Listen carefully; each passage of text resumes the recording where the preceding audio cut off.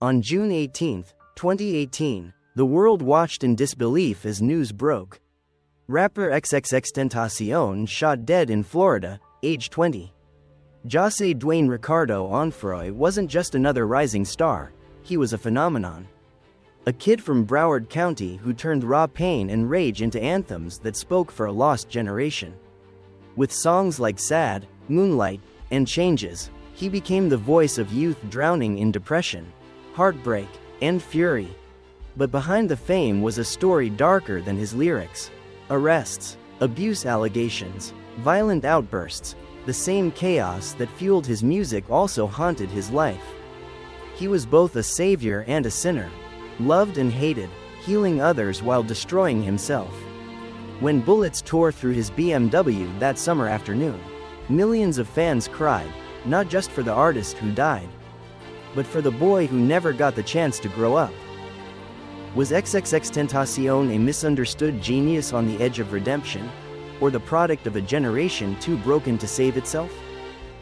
This is the story of Jahseh Onfroy, the rise, rage, and tragic end of the boy who became a legend before he could become a man.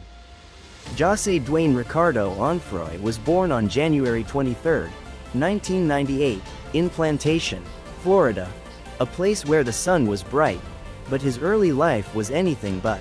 His mother, Cleopatra Bernard, was only a teenager when she gave birth. His father, Onfroy, drifted in and out of his life, spending long stretches behind bars. From the beginning, Jahseh's world was defined by instability, loneliness, and anger.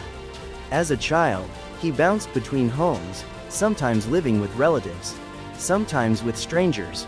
He often said his earliest memories were of violence. In one interview, he recalled trying to defend his mother from an abusive boyfriend when he was only 6 years old. That moment, he said, turned something on inside me. I didn't trust anyone after that. Music became his escape, but it wasn't the polished kind. Jahseh grew up listening to everything from Bob Marley to Slipknot. Fusing hip-hop with metal, rage, and pain, he taught himself to rap, record, and mix using a cracked laptop and a cheap microphone. At school, he was unpredictable, creative but volatile. Teachers described him as brilliant when focused, dangerous when provoked. He was expelled multiple times for fights, even for stabbing a student with a piece of glass in self-defense. But beneath the chaos, there was always a strange sensitivity. He wrote poetry in secret, painted, and spoke often about death, not with fear, but fascination. Raised with little guidance, Jahseh became his own moral compass, a mix of protector and predator. He often said he didn't want to be loved, he wanted to be understood. Those who knew him in his teens described a kid torn in half, one side desperate to heal, the other eager to hurt before being hurt again. That duality, the saint and the sinner, the healer and the destroyer, would become the heart of XXXTentacion. By his teenage years, Jahseh Onfroy had already realized that school wasn't his path, chaos was. After being expelled from multiple institutions for fighting and disruptive behavior, he found himself drifting between juvenile detention centers and unstable living situations. But inside those walls, he found his first real audience. It was in a detention center that Jahseh met another aspiring rapper named Ski Mask the Slump God. The two bonded instantly over a shared love of dark humor, heavy beats, and violent honesty. When they were released, they began recording together, creating raw, distorted tracks that would later shape the SoundCloud rap movement. In 2013, Jahseh adopted the name XXXTentacion, a fusion of symbolism and rebellion. The XXX represented the unknown, the forbidden, and the explicit. Tentacion meant temptation in Spanish. The name was his declaration, a boy consumed by the extremes of desire, rage, and pain. He started uploading songs to SoundCloud, gritty, unfiltered recordings made with cheap equipment and endless emotion. Tracks like Vice City and Look at Me sounded like nothing else on the platform, aggressive, distorted, and painfully human. His voice cracked, screamed, whispered. Every verse felt like an emotional breakdown caught on tape. By 2016, Look at Me went viral, igniting both fascination and fear. His fanbase grew overnight, drawn to his brutal honesty and raw vulnerability. To his fans, XXXTentacion wasn't just another rapper, he was a mirror of their own pain. But with fame came attention, and with attention came judgment. His lyrics were violent, his persona unpredictable, his interviews strange and philosophical. He called himself both a villain and a messenger. At just 18, he was already living two lives, the underground hero of SoundCloud and a young man haunted by his own demons. The world hadn't yet decided what to make of XXXTentacion, genius, menace, or both. But soon, his rage would leave the studio and erupt into real life, and that's when everything would begin to spiral. By 2017, XXXTentacion had become one of the most talked about names in hip-hop, and one of its most polarizing. He was barely 19, yet his voice dominated every corner of the internet. His hit Look at Me climbed the Billboard charts, its distorted bass and defiant screams serving as a middle finger to the music industry. To some, it was noise. To millions of teenagers online, it was freedom. That same year, Jahseh released his debut album, 17, and it shocked everyone. Gone were the violent screams. Instead, the album was quiet, emotional, and hauntingly intimate. Songs like Sad, Revenge, and Jahseh Onfroy spoke openly about depression, suicide, and loss. Critics called it a diary of despair, but fans called it salvation. He's not just rapping, one fan wrote, he's saying what we feel but can't explain. The album debuted at number 2 on the Billboard 200, turning XXXTentacion into a cultural lightning rod. He wasn't just an artist, he was a movement. His music lived somewhere between confession and therapy, blending genres no one had dared to mix: emo, lo-fi, R&B, punk, and trap. He had made vulnerability dangerous again. Yet, the more famous he became, the more unpredictable he grew. He would livestream himself crying, then post violent rants hours later. He meditated, spoke about energy, spirituality, and reincarnation, then picked fights online. Fans called him a prophet, critics called him unstable. What made XXXTentacion so magnetic was that he embodied contradiction, light and darkness, love and hate, healing and harm. His concerts were chaotic spiritual experiences, part mosh pit, part group therapy session. He told fans to scream, to cry, to feel everything. And through all of it, Jahseh began talking about change. He told his followers he wanted to spread love, to fix his past, to become the light for others.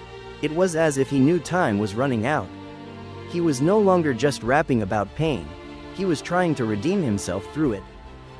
But the world wasn't done punishing him for the past, because behind the success of 17, the police files were piling up, and his greatest rise would soon collide with his darkest fall. For all his fame and spiritual talk, Jahseh Onfroy's love life was where the battle between light and darkness burned the brightest. At the center of it was one name, Geneva Ayala. They met when Jahseh was still struggling, before the money, before the fame.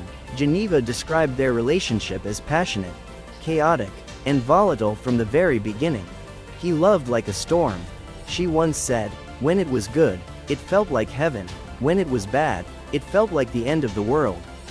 By late 2016, their romance had turned violent. Geneva accused XXXTentacion of horrific abuse, beatings, threats, and even torture. She claimed he once held her against her will for days, threatening to kill her if she left. Court documents detailed disturbing allegations that he had beaten her while she was pregnant, and that he controlled every aspect of her life, from her phone to her friends to what she wore. Jahseh denied the allegations but never fully escaped them. For some, the stories confirmed the monster they saw in him. For others, they represented a broken child lashing out at the pain of his past. He needed therapy, not fame, one friend said years later. Even after they separated, their story followed him everywhere. Interviews, articles, and social media tore him apart. Major outlets called him the face of hip-hop's violence problem. Yet, in the eyes of his fans, he remained something else, a damaged soul trying to heal. After his release from jail in 2017, XXXTentacion began speaking openly about transformation. He told his followers he wanted to change, that he no longer wanted to live with hatred. "I'm not proud of who I was," he said in a live stream, "but I can't let my past define who I'll become." He started promoting peace, positivity, and forgiveness, even organizing charity events and giving away money to fans in need. Still, critics saw hypocrisy, supporters saw redemption. Love, for Jahseh, had always been both creation and destruction, an echo of his childhood pain. Geneva's story haunted him until his death, and even beyond, it became a permanent shadow on his legacy, the question that would divide fans forever. Was XXXTentacion a violent abuser who hid behind art, or a broken boy trying desperately to become better before it was too late? As XXXTentacion's fame soared, so did his infamy. The same world that had crowned him a visionary was now dissecting every detail of his violent past. His name became a battlefield, between those who saw him as a symbol of redemption, and those who saw him as the embodiment of everything broken in modern culture. In 2016, Jahseh was arrested and charged with false imprisonment, witness tampering, and aggravated battery of a pregnant woman, all connected to Geneva Ayala. The case grew darker with each court document that surfaced. The descriptions were brutal: beatings, threats, suffocation. The details were so graphic that even some of his supporters struggled to defend him. Still, when "Look at Me" went viral while he was behind bars, XXXTentacion became both a myth and a martyr. His mugshot, cold eyes, emotionless stare, spread across social media like a poster for rebellion. To his fans, prison wasn't punishment, it was prophecy. When he was released in 2017, the world had changed, and so had he. Jahseh began using his platform to speak about energy, karma, and love. He told fans he wanted to become the light, donating to domestic violence shelters and promising to guide others away from pain. But the past refused to die quietly. Every performance, every live stream, every interview carried the weight of accusation. When the New York Times ran a story titled, "The Violent Life of XXXTentacion," the public split in two. Critics called him irredeemable. Fans defended him with religious fervor. Online, the hashtag Justice for Geneva clashed with hashtag RIPX long before his death. Even his music reflected the duality: soft, wounded melodies hiding behind brutal beats. 17 were filled with grief, apologies, and questions about mortality. "Who am I?" he asked repeatedly. "Am I worth saving?" But behind the spiritual talk, trouble never fully left him. He was still facing up to 15 years in prison if convicted. He lived under constant threat, from legal battles, enemies, and even former associates. Friends said he carried paranoia like a shadow, convinced he'd die young. "If I'm gone tomorrow," he once told fans on Instagram Live, "I hope I made at least one kid feel less alone." By early 2018, Jahseh seemed ready to turn the page. He was planning a charity tour, reconciling with his mother, and expecting a child with his girlfriend Genesis Sanchez. It looked like the beginning of a second life. But destiny had already chosen the final chapter. On June 18, 2018, as he sat in his black BMW outside Riva Motorsports in Deerfield Beach, two masked men approached his car. A struggle followed, a gun was fired, and the boy who had once screamed his pain into a microphone was left motionless, slumped in the driver's seat. XXXTentacion was pronounced dead minutes later. He was 20 years old. The world exploded, part mourning, part judgment. Candlelight vigils filled the streets, while others called it poetic justice. For some, he was a lost prophet; for others, a violent ghost finally silenced. But one truth was undeniable: Jahseh Onfroy had lived fast, burned bright, and left a mark that no scandal could erase. The news of XXXTentacion's death spread like wildfire. Within hours, millions of fans across the world were flooding social media with disbelief and grief. Some refused to believe it was real. Others gathered outside the motorcycle shop in Florida, crying, blasting his songs into the night. For an artist who'd always sung about death, it was as if he had predicted his own ending. In the days that followed, Sad, his haunting ballad about heartbreak and loss, shot to #1 on the Billboard Hot 100, making him the first artist in decades to achieve that posthumously. Streams of his music surged into the billions. The same world that had once condemned him was now playing his songs like prayers. His funeral was private, attended by family, close friends, and fellow rappers. Fans lined the streets outside the service, holding up posters that read, "Long live Jahseh," and "Energy never dies." Even in death, he felt eternal.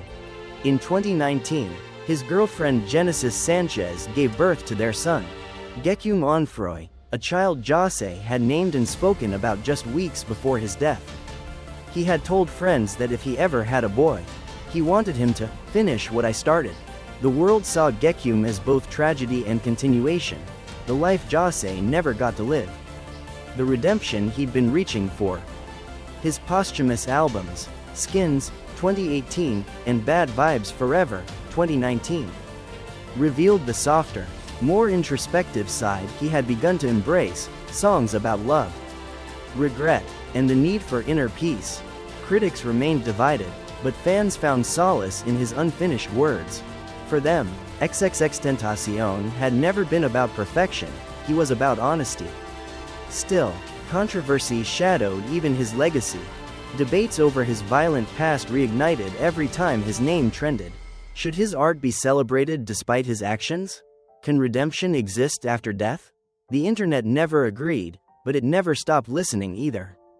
5 years after his death, XXXTentacion's presence still lingers everywhere, in the tattoos, in the whispers, in the kids who found hope in his pain. He had been both the wound and the healer. And even in silence, his energy refused to fade. He once said in an interview, "My goal is to leave a positive impact on the world before I die." And somehow, for better or worse, he did. Today, years after his death, XXXTentacion remains one of the most haunting figures in modern music, both celebrated and condemned. Both immortal and misunderstood, his face appears on murals, his words in captions, his voice echoing across TikTok and Spotify playlists. He is gone, yet somehow everywhere. In Florida, fans still visit his mausoleum, leaving flowers, letters, and headphones playing Moonlight. His mother, Cleopatra Bernard, manages his estate, ensuring that every release, every image, feels like a continuation of her son's vision. Meanwhile, his son Jahseh, now growing up, becomes a living symbol of what could have been, a reminder that Jahseh's life was only beginning when it ended. The world continues to wrestle with his legacy. To some, he is a visionary, a broken soul who turned pain into poetry and gave millions of young people a voice.